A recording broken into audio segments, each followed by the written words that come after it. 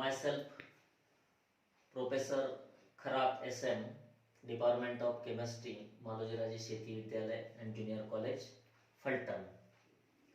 विद्यार्थी मित्र हो, तुम्हाला ज्ञात आहे की पाठीमागच्या वेळेस आपण ऑर्गॅनिक केमिस्ट्रीचा halogen derivative of alkane and arenes हा चॅप्टर ऑनलाईन घेतलेला. आज आपण केमिस्ट्रीचाच एक नवीन आणि महत्त्वाचा चॅप्टर सुरू करणार आहोत. Name of that unit is electrochemistry. Electrochemistry.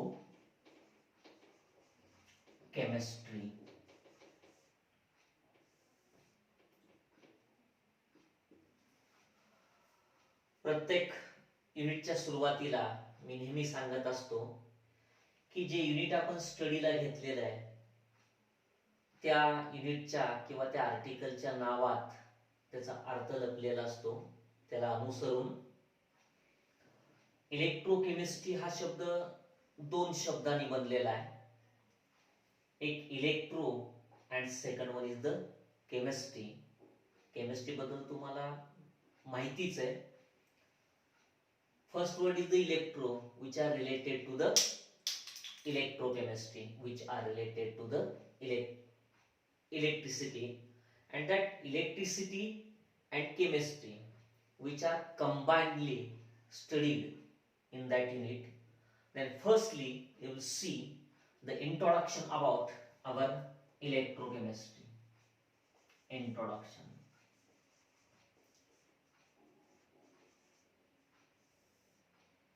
मग या चॅप्टरचं इंट्रोडक्शन सांगताना नेमकं काय स्टडी करणार आहोत आपण, तर ज्या इलेक्ट्रोकेमिस्ट्रीचा तुम्ही स्टडी करायला निघाला आहात त्या इलेक्ट्रोकेमिस्ट्रीची परफेक्ट डेफिनेशन तुम्हाला सांगता यायला पाहिजे. शिवाय त्या इलेक्ट्रोकेमिस्ट्रीचा जो तुम्ही स्टडी करता आहात तो स्टडी कशासाठी करायचा आणि तो स्टडी करताना त्या स्टडीचा एक्झॅक्टली बेस काय आहे त्याला अनुसरून इंट्रोडक्शन मधला जो फर्स्ट व्ह्यू आहे that's our definition of our electrochemistry. Very simple definition किंवा खूप सोप्या भाषेत आपण त्याची डेफिनेशन मांडणार आहोत. बघा, the branch of chemistry where study of interconversion of electrical and chemical energy as well as resistance and conductance of electricity in electrolyte solution known as electrochemistry. That's a very simple definition of our electrochemistry. मग या डेफिनेशनचा नेमका अर्थ काय, तर रसायनशास्त्राची अशी शाखा की ज्या ठिकाणी इलेक्ट्रिकल म्हणजे विद्युत आणि केमिकल म्हणजे रासायनिक ज्या ऊर्जा आहेत त्यांचं एकमेकातलं जे कन्व्हर्जन आहे, एकमेकातला जो बदल आहे इंटर कन्व्हर्जन, याचा स्टडी करायचा आहे. Simultaneously resistance and conductance of electricity in its electrolyte solution याचाही स्टडी करायचा. आणि हे बल्क सगळं स्टडी करणं म्हणजे तुम्ही इलेक्ट्रोकेमिस्ट्रीचा स्टडी मांडतात. Finally the branch of chemistry where study of interconvergence of electrical and chemical energy as well as resistance and conductance of electricity in electrolyte solution known as the electrochemistry. आता definition नंतर ज्या इलेक्ट्रोकेमिस्ट्रीचा तुम्ही अभ्यास करायला निघाला आहात, why you study the concept about your electrochemistry, की ज्याला आपण असं म्हणूयात need to study of electrochemistry. Need to study of electrochemistry. Simple 2-3 उदाहरण आपण घेणार आहोत. त्यातलं पहिलं एक्झाम्पल आहे preparation of NaOH, where phenomena of the electrochemistry are utilized, and that NaOH which are used in preparation of detergent, म्हणजे काय, तर डिटर्जंट हा आपला दैनंदिन वापरातला घटक आहे आणि त्या डिटर्जंटचं प्रिपरेशन हे NaOH पासून केलं जातं. and that NaOH are prepared by the phenomena of your electrochemistry or some knowledge of the electrochemistry which are utilized for the preparation of your sodium hydroxide. Second one is the preparation of fluorine. Again, preparation of fluorine. या फ्लोरीनच्या preparation मध्ये सुद्धा तुमच्या इलेक्ट्रोकेमिस्ट्रीचा consent वापरला जातो. Third one is the purification of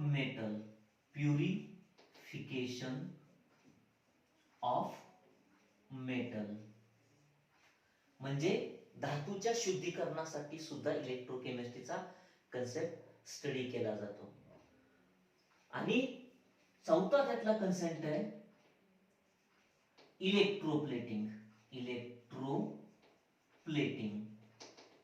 या electroplating शब्दाचा अर्थ असा to give the coating of one metal on the surface of the another metal considered as the electroplating, and that electroplating again undergoing to the electrochemistry. That's our simple 4 ascents which are utilized in our daily life, and therefore you need to study of the electrochemistry. म्हणजे इलेक्ट्रोकेमिस्ट्रीचा तुम्ही का study करायचा हे सोप्या भाषेत त्याचं उत्तर झालं. आणि मग या इलेक्ट्रोकेमिस्ट्रीचा तुम्हाला डिटेल स्टडी करायचा असेल तर इंट्रोडक्शन मधला एक थर्ड पॉइंट आहे. या इलेक्ट्रोकेमिस्ट्रीचं बेस कशात आहे आणि या बेस मधून आपण एक्झॅक्ट इलेक्ट्रोकेमिस्ट्रीच्या डिटेल कन्सिडरेशन कडे जाणार आहोत. As my knowledge, according to the syllabus of the 11th chemistry, you know the unit that's our redox reaction, and that redox reaction is the base of your electrochemistry. मग का त्या redox reaction ला इलेक्ट्रोकेमिस्ट्रीचा base म्हटलं जातं, तर याचं simple कारण आहे, रेडॉक्स रिएक्शनचा जर विचार केला तर या रिएक्शन मध्ये दोन सब रिएक्शन घडतात. एकीचं नाव आहे ऑक्सिडेशन, दुसऱ्या रिएक्शनचं नाव आहे रिडक्शन, ऑक्सिडीकरण आणि शोषण. ऑक्सिडेशन म्हणजे काय, तर लॉस ऑफ इलेक्ट्रॉन. रिडक्शन म्हणजे काय, acceptance of electron, and that loss as well as the acceptance of the electron, that two things which are directly related to the movement of the electron as well as the migration of the electron. And movement of electron or the migration of the electron, which is the very important things for the generation of electricity, means loss of electron, acceptance of the electron, that's our chemical drama, and output of that chemical drama, which is the generation of electricity. Therefore our redox reaction is base of our electrochemistry. That is the consideration about your introduction for our electrochemistry. Then you start the next phenomena which are related to our electrochemistry. That's our electrolytic conduction. Next one, that's our electrolytic conduction.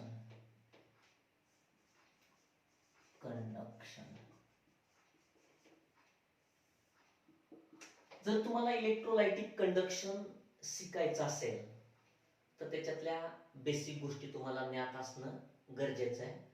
Then you see one by one. Firstly, you see the concept about your conductor.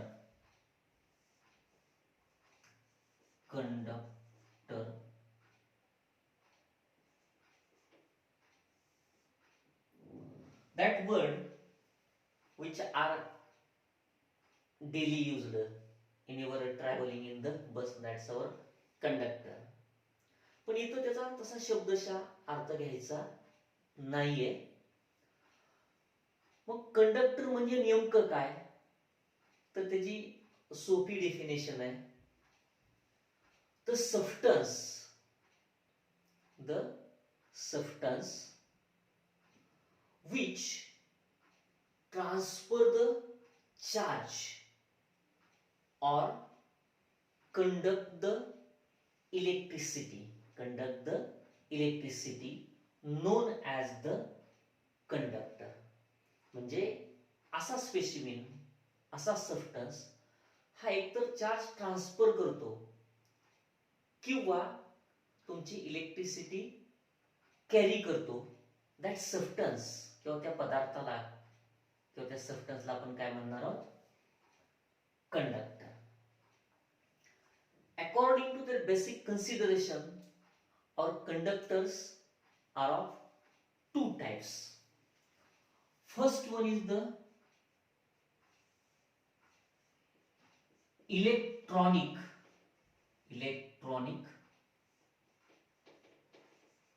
conductor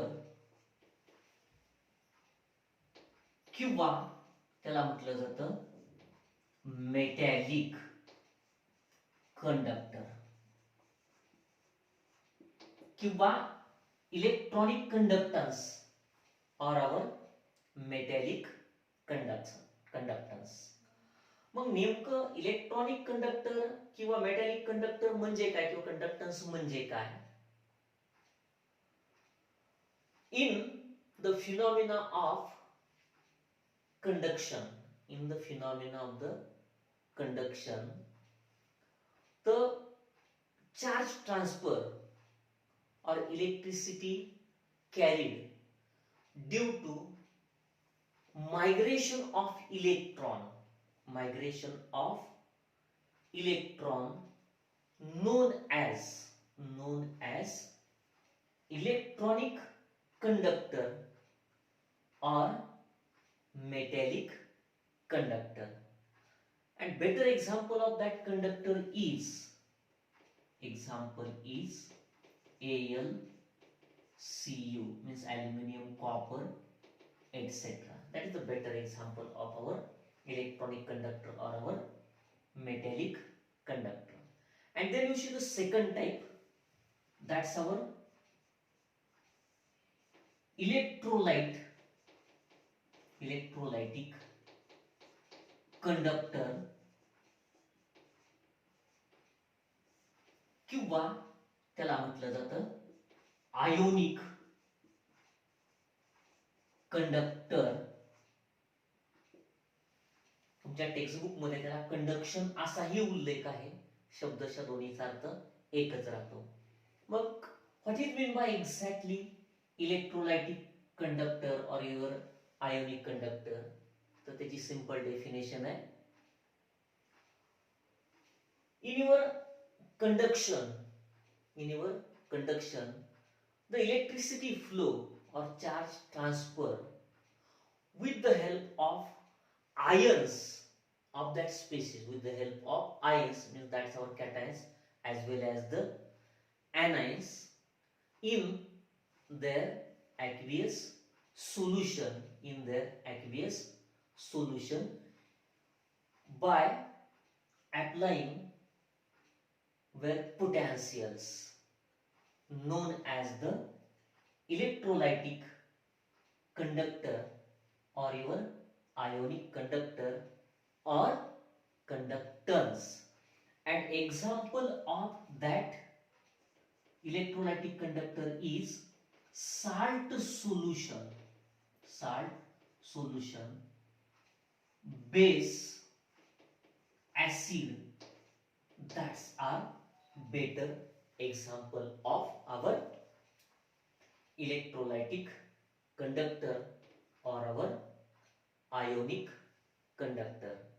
म्हणजे काय, तर एखादं salt solution किंवा एखादा base किंवा एखादं acid की ज्याचे कॅटायन्स आणि एनायन्स हे इलेक्ट्रिसिटी किंवा चार्ज फ्लोला जबाबदार असतात, त्या सिच्युएशनला आपण त्याला इलेक्ट्रोलायटिक कंडक्टर किंवा आयोनिक कंडक्टर असं म्हणतो. आणि मग हा करंट व्हायचा असेल, हा करंट वाहणार असेल, तर याच्यामध्ये जी काही प्रक्रिया घडते त्या प्रक्रियेचा आपण स्टडी करणार आहोत. That article is known as the electrolysis.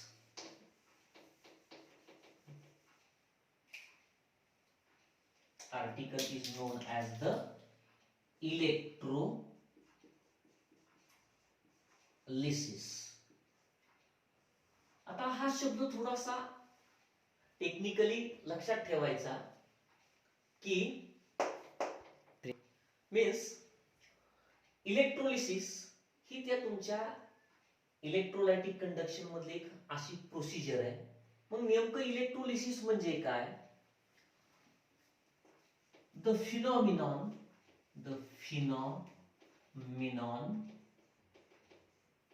where breaking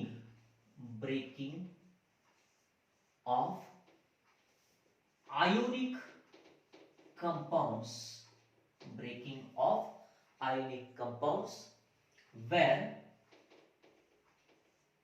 ions carry the electricity, where the electrical energy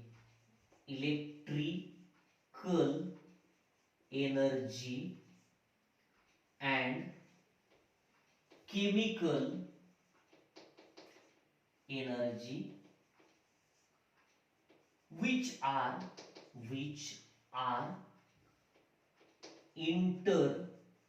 interconvertible,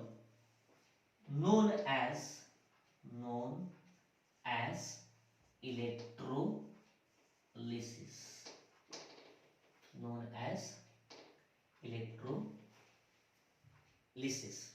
Means the phenomenon where breaking of our ionic compounds किंवा त्या कंपाऊंडला आपल्याकडे इलेक्ट्रोलाइट असं सुद्धा कन्सिडर केलं जातं. Electrolyte means the phenomenon where breaking of ionic compounds or our electrolytes, where ion carry the electricity, where electrical energy and chemical energy which are interconvertible, known as the electrolysis. म्हणजे तुमच्या इलेक्ट्रोलाइटचं आयनचं breaking होणार आणि तुमची electricity carry होणार की जिथं electrical एनर्जीचं आणि chemical एनर्जीचं interconversion होणार. Means that's our electrolysis. आणि जर तुम्हाला इलेक्ट्रोलिसिस डेफिनेशनचा गाभा बघायचा असेल तर याच्यामध्ये एक नवीन आपण शब्द आता ऍड केला, दॅट्स अवर इलेक्ट्रोलाइट. हे नेमकं इलेक्ट्रोलाइट म्हणजे काय राहतं, तर then first you will see the concept about your electrolytes. Next one is the electrolyte.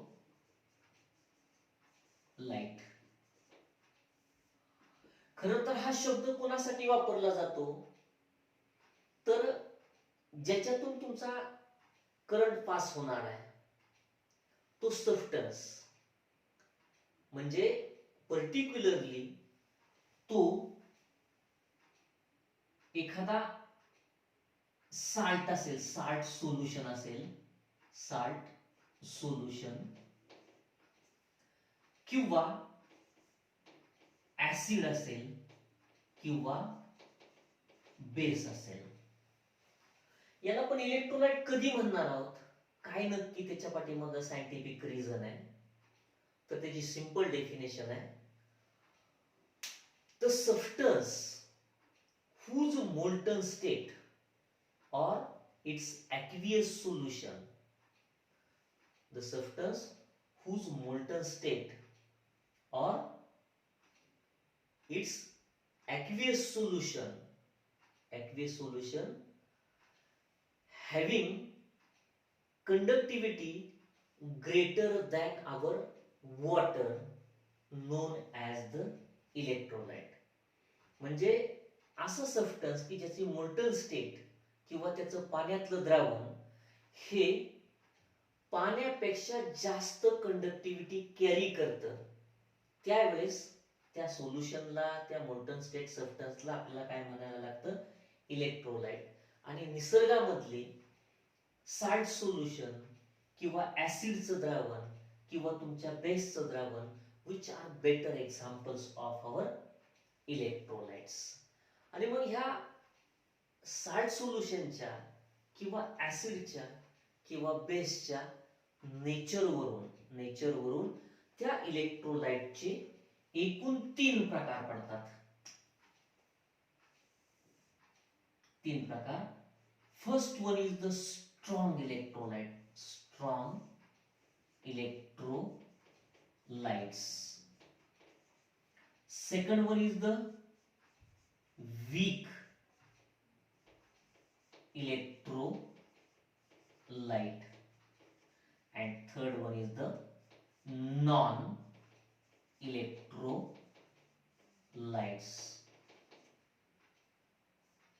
आता हा कन्सेप्ट काय, स्ट्रॉंग इलेक्ट्रोलाइट म्हणजे काय किंवा वीक इलेक्ट्रोलाइट म्हणजे काय किंवा नॉन इलेक्ट्रोलाइट म्हणजे काय.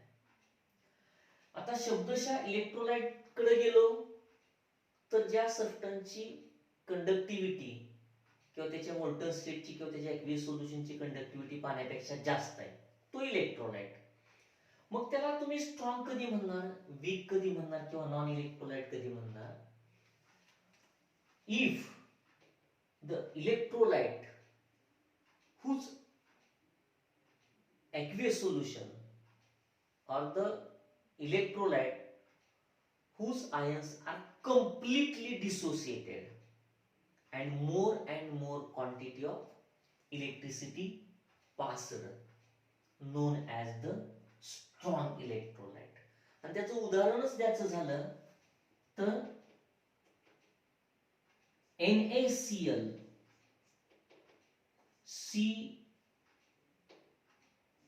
NaOH or HCl means salt, sodium hydroxide and HCl. Its aqueous solution where ions means cations and anions will take more responsibility to carry up the electricity because which are highly dissociated. At that situation, that electrolyte is known as the strong electrolyte. Similarly, you take the second type, that's our weak electrolyte.